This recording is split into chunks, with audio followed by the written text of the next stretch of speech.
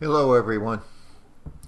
I got a comment from Joel Lewis wanting to know when I feed my pigeons, in the morning or the evening. Once a day, all they can eat. If I'm forced to feed them in the morning, I try to feed them after 10 o'clock in the morning.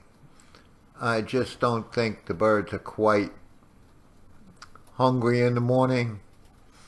I don't know why, but I always notice that after 10 o'clock, they're really willing to eat. I do prefer to feed my birds late afternoon or evening, depending on the time of year. In the summer, when the days are longer, I'll feed them 7 o'clock in the evening, normally. In the winter, I normally feed the birds about 4 o'clock. Again, all they can eat.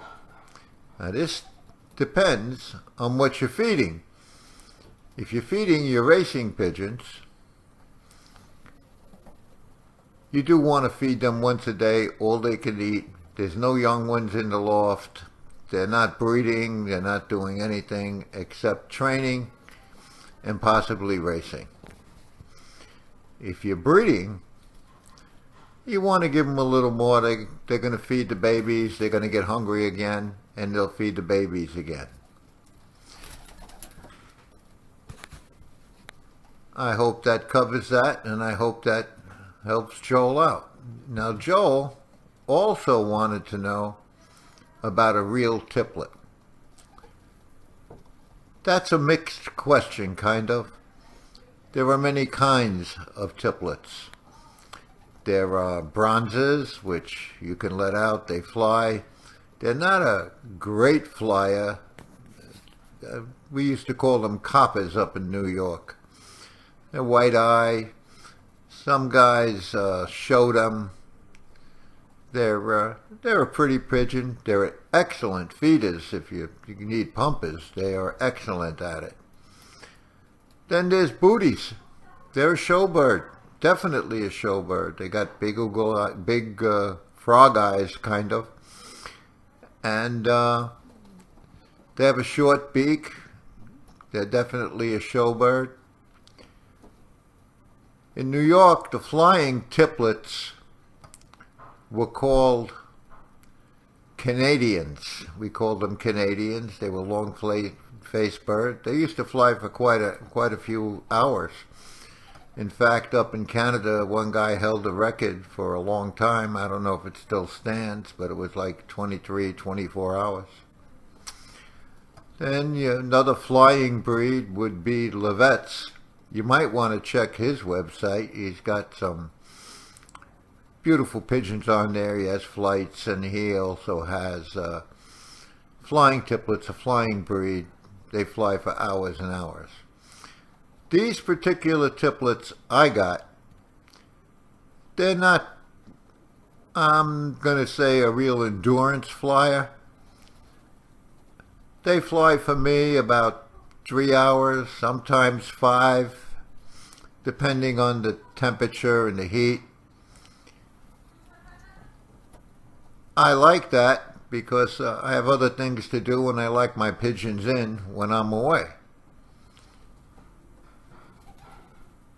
One thing I do like on tiplets is a light eye, a white eye. I don't like red eyes. I would consider them a cross. But that's me. Somebody else would like a red-eyed tiplet. So that's part of it. A couple things about this loft that you should look at